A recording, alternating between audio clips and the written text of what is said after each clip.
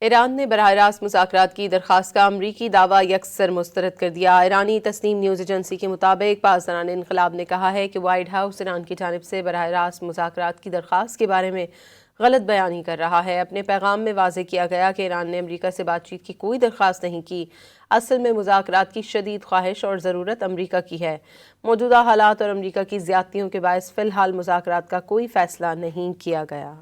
ایران نے براہ راست مذاکرات کی درخواست کا امریکی دعویٰ یکسر مسترد کر دیا۔ ایرانی تسنیم نیوز ایجنسی کے مطابق پاسداران انقلاب نے کہا ہے کہ وائٹ ہاؤس ایران کی جانب سے براہ راست مذاکرات کی درخواست کے بارے میں غلط بیانی کر رہا ہے۔ اپنے پیغام میں واضح کیا گیا کہ ایران نے امریکہ سے بات چیت کی کوئی درخواست نہیں کی، اصل میں مذاکرات کی شدید خواہش اور ضرورت امریکہ کی ہے۔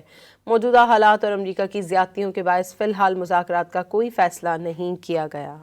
ایران نے براہ راست مذاکرات کی درخواست کا امریکی دعویٰ یکسر مسترد کر دیا۔ ایرانی تسنیم نیوز ایجنسی کے مطابق پاسداران انقلاب نے کہا ہے کہ وائٹ ہاؤس ایران کی جانب سے براہ راست مذاکرات کی درخواست کے بارے میں غلط بیانی کر رہا ہے۔ اپنے پیغام میں واضح کیا گیا کہ ایران نے امریکہ سے بات چیت کی کوئی درخواست نہیں کی، اصل میں مذاکرات کی شدید خواہش اور ضرورت امریکہ کی ہے۔ موجودہ حالات اور امریکہ کی زیادتیوں کے باعث فی الحال مذاکرات کا کوئی فیصلہ نہیں کیا گیا۔